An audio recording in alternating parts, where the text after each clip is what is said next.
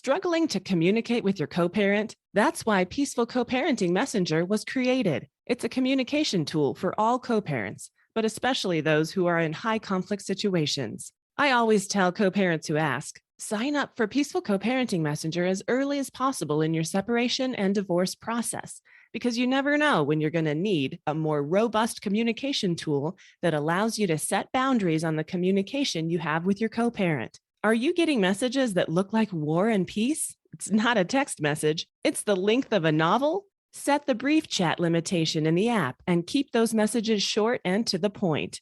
It's about the kids, right? Keep the focus there. You can also limit the number of messages you receive in a day and other nice a la carte features meant to bring sanity to your life.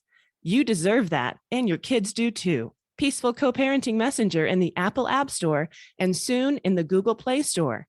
Go to peacefulparentapp.com for more information. This week on Peaceful Co-Parenting Podcast. With some of the conflicts and acrimony in relationships, there's a tendency for couples and parents to focus in on themselves and almost kind of leave the children out of it because of the anger and conflict they have with one another. And we want them to kind of step back, and do that self-reflection, that self-assessment. And for each person, it's going to be different. There's no two co-parenting agreements that's going to be the same, just like there's no two divorce settlements that are the same. Welcome to Peaceful Co-Parenting Podcast, where we discuss strategies and tips to improve your co-parenting situation, especially if it's high conflict. I'm Bianca Ballo, co-parent, mother, and entrepreneur, creator of Peaceful Co-Parenting Messenger app, and believer in turning challenging situations into something positive. This week, we're joined by Dr. Jeffery Johnson and his wife, Monica, who wrote the book, Your Journey to Co-Parenting.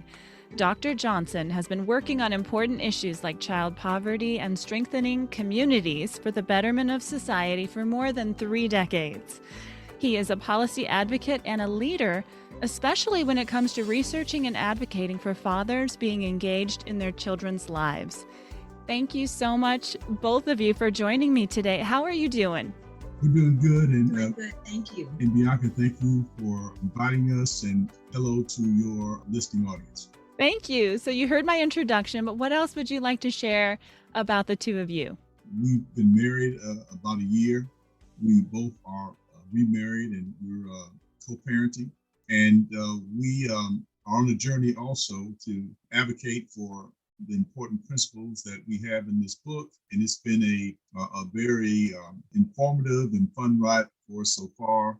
And we just look forward to sharing with your audience. Great. So let's just dive in, and maybe you can just start off by telling us a little bit about the book, Your Journey to Co-Parenting. The book is about providing a jump start to unmarried, particularly never married couples, so they can begin to talk about healthy relationships and really what it's going to take to really put their children first. And as you know, there's a lot of acrimony and emotion when it comes to couples and parents who are not in love with one another and not romantically involved, particularly when they have children. And we're trying to serve as a bridge by beginning to think about co-parenting in a way that, again, benefits the children and also benefits the mother and father in the long run. So you had mentioned that your book is geared toward a specific audience of a certain type of co-parent. Can you expand on that a little bit? Who is this book mainly written for? It's written for not only unmarried parents, because there are categories of unmarried parents. We're talking about unmarried parents who've never been married. And that's a whole different audience. Most of the books, and we did our homework, most of the books that's written on co-parenting is directed at parents or couples who divorced. And this book is written for parents primarily who've never been married. Probably had an unplanned pregnancy, never intended to marry, don't have a healthy relationship. And as a consequence, the child is growing up in a single parent household. In 1968, for example, there were 4 million unmarried parents in the United States. In 2017, that had increased to 17 million. Mm-hmm. And when you break down unmarried parents, that's 4 times as many households with unmarried parents. And so you have a category of unmarried parents who are cohabiting, they love each other, and they're supporting their children. Then you have another category of unmarried parents who are divorced and separated. Then you have an unmarried parent category of parents who've never been married and are neither romantically involved, but need to be in a relationship in such a way that they can support their children. And so that's our focus. The book really evolved out of the work that I've been doing over the last almost 40 years now. And I've written curriculum for practitioners and agencies who work with mothers and fathers. And this is really written for the parents, so they can have something to take home and work through some of the exercises. It's written at a 6th to 8th grade reading level. We didn't put a lot of statistics and things in it, even though it was our guide to writing it. And it's one of those things that the very audience that we intend this book to reach is probably the audience that's going to be most resistant to it because of the state of their relationship. And so what we hope to do is encourage grandparents, aunts, uncles, clergy, mentors, counselors to really use this as a guide and share this information with these parents so that, one, they can heal their relationship if possible, but at least have a functional one in such a way that they can benefit, the child benefits from the private resources of both parents, because, both parents bring extended family members to the whole relationship, and those extended family members want to be involved in their relatives' lives. Grandparents will be grandparents, and it's hard for grandparents to be grandparents if there's acrimony and division among the parents of those children. And so that's what we're trying to do, and that's the audience we're trying to reach primarily. But as you know, Bianca, co-parenting principles apply to married couples. They also apply across the board. And we define fatherhood, for example, as everything short of birthing a child and breastfeeding. And so there's solid ground for fathering and mothering. And the way the book is structured, we have a chapter focused, a whole section focused on mothers. We have a whole section focused on fathers, and then a whole section focused on relationships leading to co-parenting. Healthy relationships. So you had mentioned that there's some barriers in reaching your demographic, but you're really hoping that other people that are around these parents that may be not co-parenting so well can buy the book or, reach out, let them know that this book exists so that it can help them to co-parent better.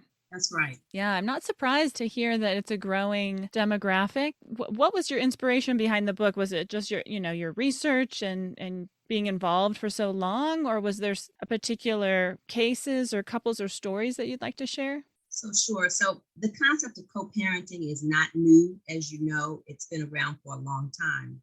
But mainly it's been closely associated, as Jeff said before, with divorced parents historically.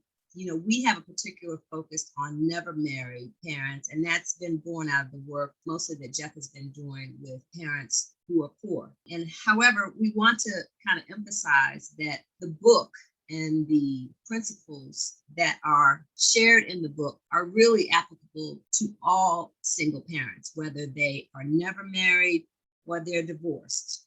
And again, the focus for us has always been about the children. Brighter futures for our children is our mission in life, and it is the goal of the book. The book is intended to be a bridge for parents who are willing to take that leap and make a better life for their child. We hope that this book provides some hope to those parents that might think that there's no bridge to be had between themselves and the other parents. We're offering practical tips for those parents who want to make a better life for their child and are ready to start that process. And we want to emphasize that it is a process, and it's a process that is not necessarily easy, but it's worth it in the long run for the life of your child. So it doesn't happen overnight. It's not like the next day things are better. No, this is a process. Hence the title, Your Journey to Co-Parenting. And we really do think it starts with self. It starts with mothers doing some self-assessment of themselves about who she is as a woman, what type of mother she wants to be, what's her support system, really related that mom really kind of come to grips with her attitude associated with parenting, particularly parenting with the child's father, even though they may not be romantic again. And then the same is true for the dad. The focus on dad relates to his doing self-assessment about who he is as a man, how does he define his manhood, what it takes to be a father, and what are the characteristics that he wants to possess that shows that he's a loving and engaged father.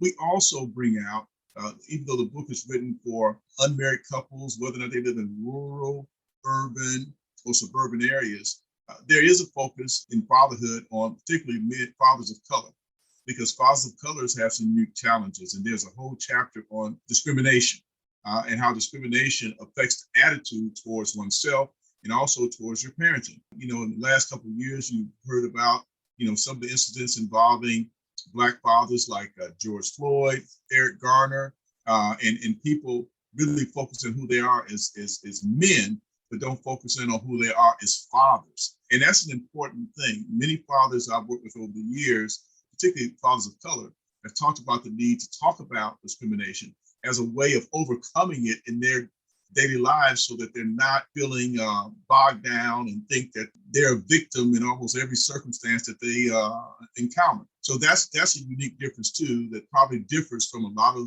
the other co-parenting books, whether or not they even go down the whole path of talking about how certain fathers are feeling depressed and oppressed because of the color of their skin. So we have a chapter in there that's about coping with discrimination, because we realize that being able to successfully cope with discrimination is going to impact how you interact with your children.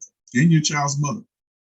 Yeah, it sounds like there's a lot of encouragement for self-reflection in the book so that you can think about what kind of mother you want to be, what kind of father do you want to be, and then have that inspire you to make certain choices in your involvement with your kids. So there's even a chapter in there on ground rules for healthy co-parenting. And so we feel like a foundation needs to be built within your own self in terms of your identity, before you are ready to then think about some of the sacrifices perhaps that are needed in order to be willing to approach that parent and work out an agreement that might not always be convenient for you, but ultimately is going to be helpful to your child's success, not just in the future, but even today. And here's our 5-step process on the journey. It's a journey, all right?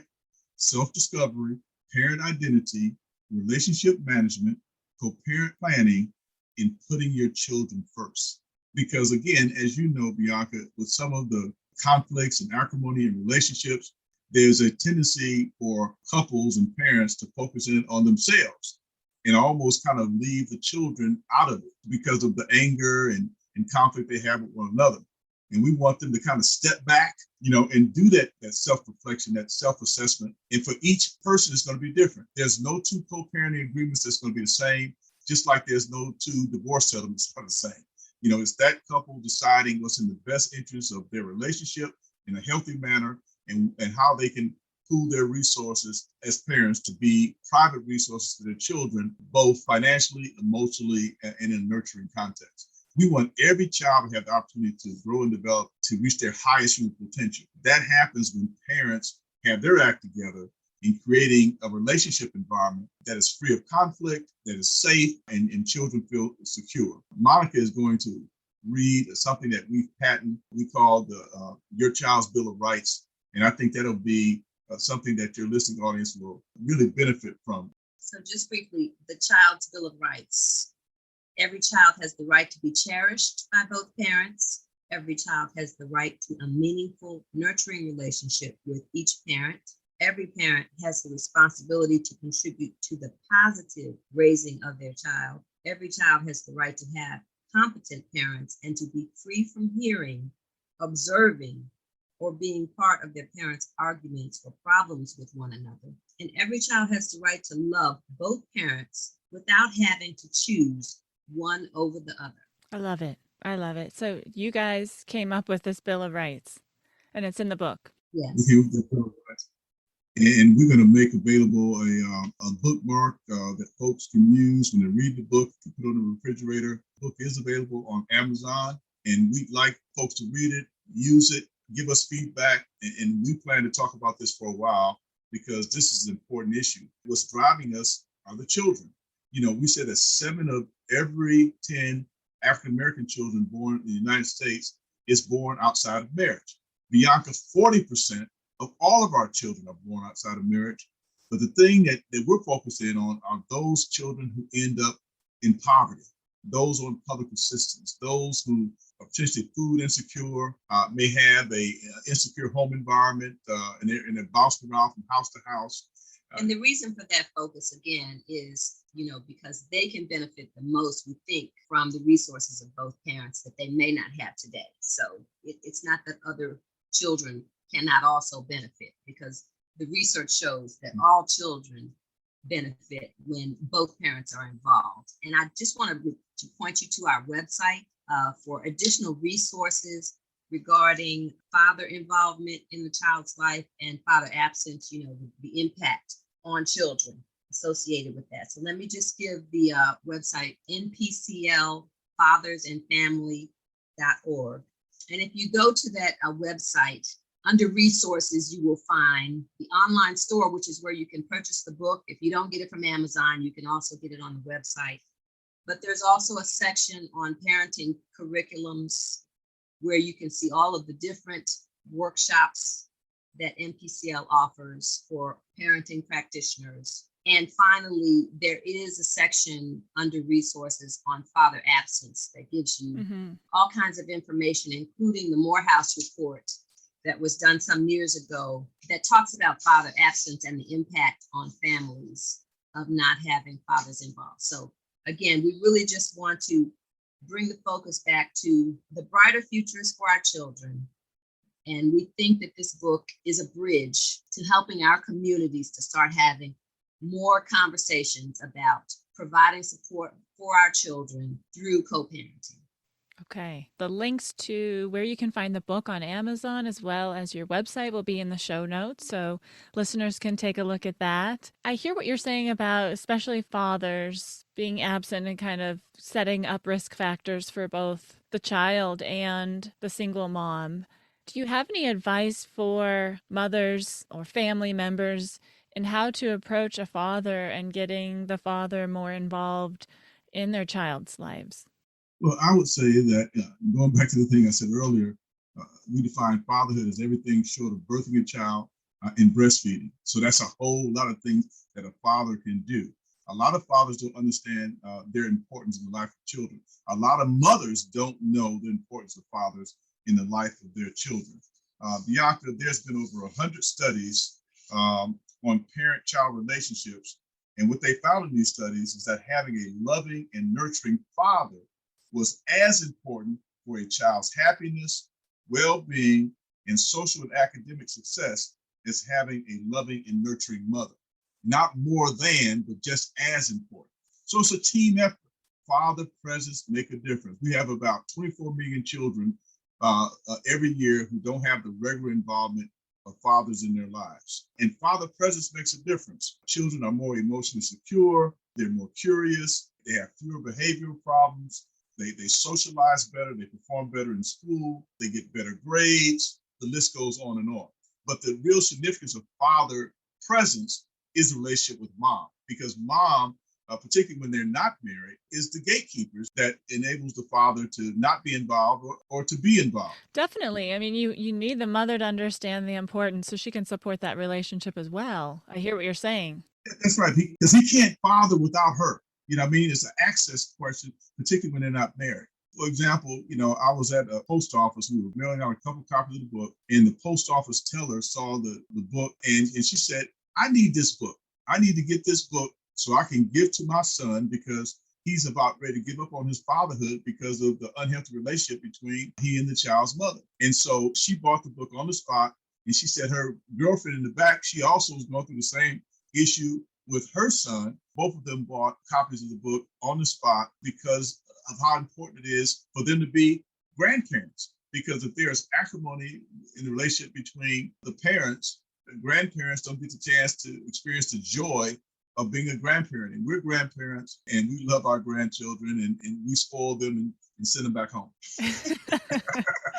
Well, I think your trip to the post office is definitely a sign that this book is needed, and there's a lot of people looking for help in this particular matter. We all know someone who has children that is trying to raise them alone, and we know how hard that is. the saying about it takes a village to raise a child is really true. And so we want all the people who are listening today who know someone who is trying to raise a child without the involvement of the other parents. Yes. To think about ways to encourage that parent to consider co-parenting. And it's not easy. It's We a journey. understand, we recognize it's not easy. It's a journey. But for those people who are mentors, trusted friends, clergy, Therapists, people like counselors. that, this is a tool that you may be able to use to help somebody to help their child.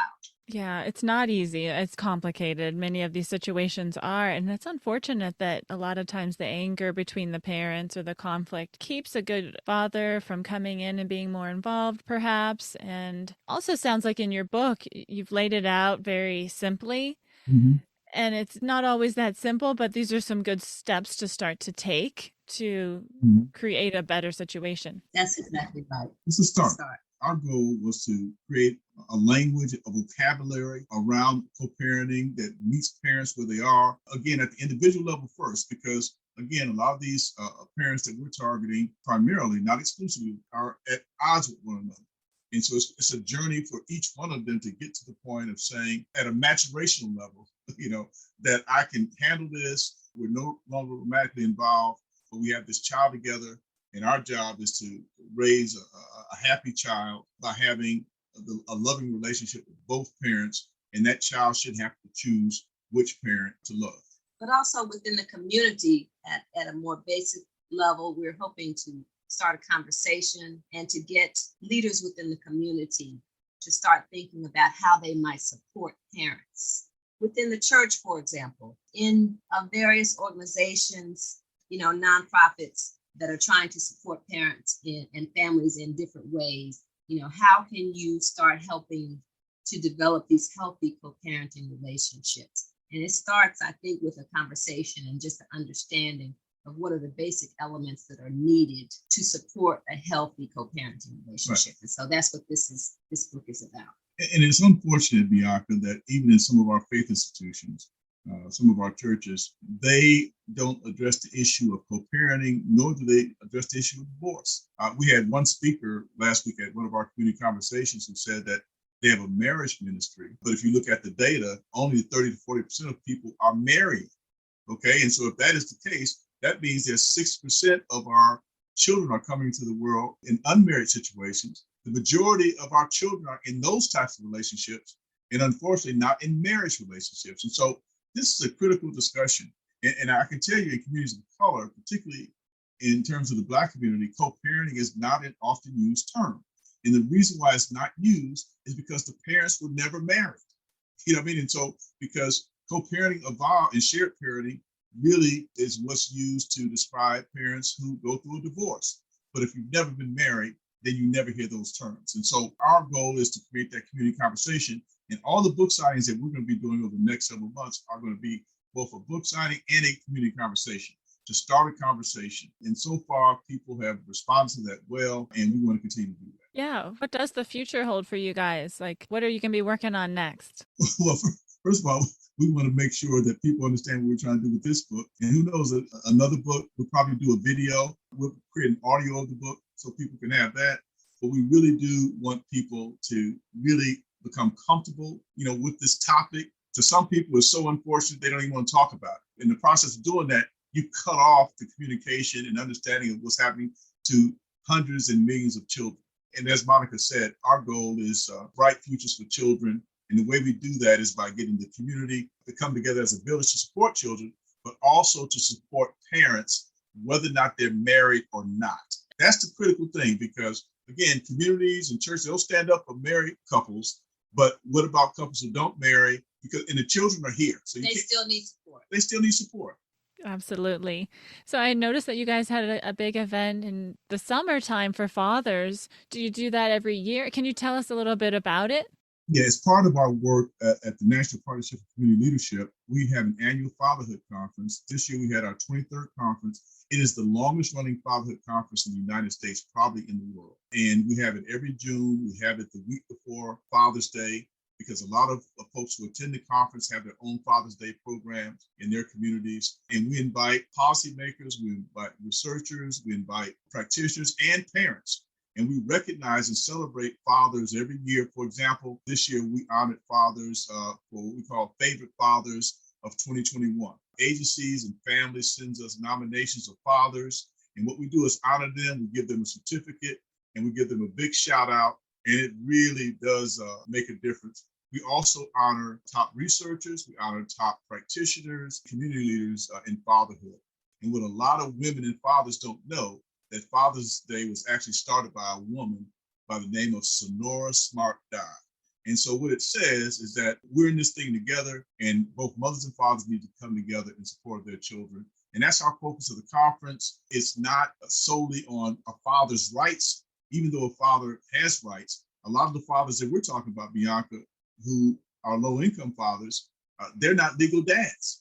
And part of them not being legal dads is born out of the animosity in the relationship they have with the mother, and denials and all those other things. But the first step for fathers to be a father is to be legal dad.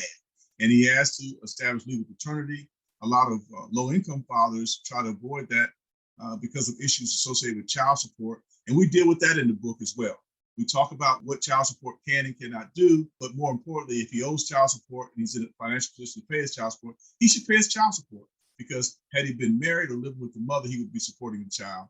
And some of that is just being in an environment with other fathers going through the same thing, led by a practitioner or a counselor, someone who keeps it in the focus and really shows him the benefits of paying child support and being of support to his child in any way possible, so that he can be connected to his child. And so the book cuts across these things, because in our real world experience, we have selected topics to discuss in the book that really are pertinent to both mothers and fathers. Even though the first section deals with mothers, fathers should read that section. The second section deals with fathers, mothers should read that section.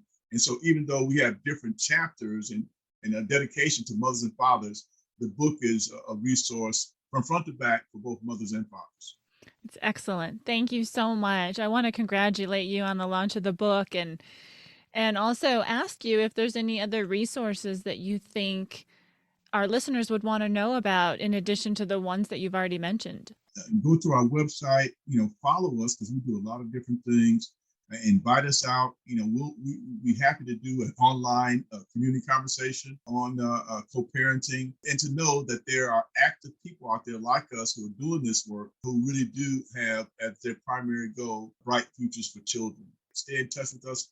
We're not the only ones out here. This is a monumental issue. You can't do it by yourself. No one agency, no one individual or one group can do the work that we're trying to do. And so it's going to take all of us coming together on common ground. And I think that common ground is bright futures for our children. Absolutely. And I'm so happy to play a small part in just telling people about the resource. And another note, I was checking out your website. I do love the resources section, and I especially was interested in the rites of passage for young boys. And I just thought we need more of that. And that's maybe for a different podcast episode. But I just wanted you to know, I think it's wonderful what you're doing. And it's been wonderful having you both on the show. Thank you so much. Thank you so much. Thank you so much. It's been a pleasure to be here with you today. Thanks for joining us this week on the Peaceful Co-Parenting Podcast. I hope the time was well spent and you got a lot out of the episode. If so, please rate and review the podcast. I would really appreciate it. If you're interested in sending me a feedback message, asking a question, suggesting a podcast topic or guest, or downloading Peaceful Co-Parenting Messenger as a tool for better communication with your co-parent, go to peacefulparentapp.com or see the links in the show notes. Have a great week, and as always, stay peaceful. This episode of Peaceful Co-Parent was brought to you by the Equal Shared Parenting Program. Do you find that you're ever in need of someone to talk to, like a counselor or a therapist? How about legal advice? If you've looked into it, you know these services can add up financially. That's why the Equal Shared Parenting Program exists, to help parents be their healthiest holistic selves. It's a membership program that offers discounted and free services like behavioral health, free tax prep and advice, and access to financial education and credit counseling, all for the low price of $29.99 a month. Learn more about the Equal Shared Parenting Program by going to equalsharedparentingbenefits.org/PCPM. The PCPM stands for Peaceful Co-Parenting Messenger.